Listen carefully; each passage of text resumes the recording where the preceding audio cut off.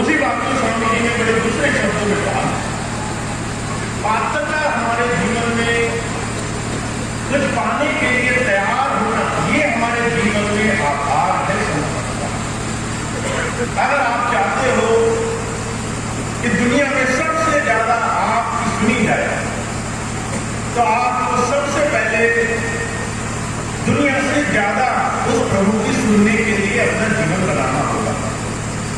आपको अपना इस तरह का जीवन बनाना होगा जिसमें आप अपने आप से उससे जुड़ने के लिए हर संभव समय का उपयोग करते हो। आपको वही 24 घंटे मिलेंगे जो किसी साधक को मिले, जो किसी महापुरुष को मिले। आपको वही नाम मिला है जो किसी संत को कभी मिला, स्वामी जी को मिला, गुरु महाराज जी को मिला, बाबा सावर सिंह जी महाराज को मिला। आपको वही अवसर मिलेंगे जो किसी महापुरुष को मिले होंगे।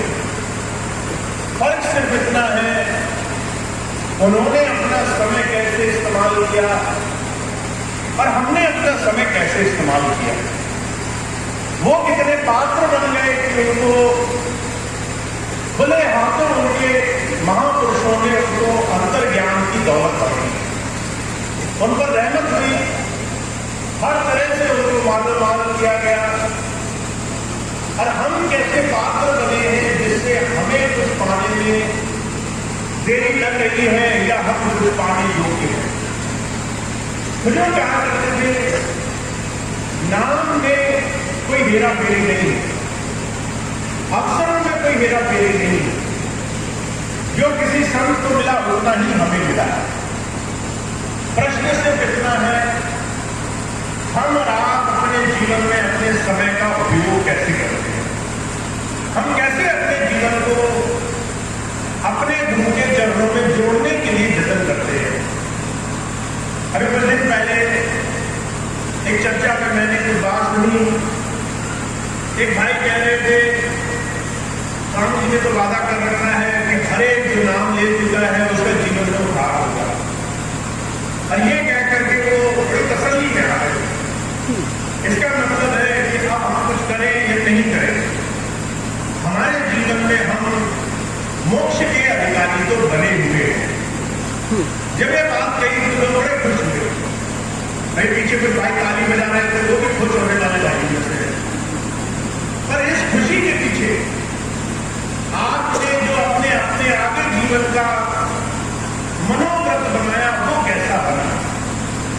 कभी आपने देखा है किसी बच्चे को पता चल जाए कि उसको एग्जाम में पास होने के लिए कुछ करना नहीं पड़ेगा, तो सबसे पहले वो सोचता है कि मैं आराम कैसे करूं, मैं ऐसे कामों में समय कहां खर्च करूं जहां पर मुझे कुछ भी न करना पड़े।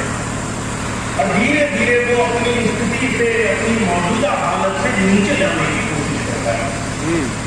जब भी हमें पता चल जाए कि गुरु का आशीर्वाद हम पर है, तो जो कहा करते थे हम आगे की तरफ कदम नहीं बढ़ाते, हम अपनी मनोवृत्ति से वहां जाते हैं जहां पर हमारा मन दुनिया की तरफ हमें उठाएगा।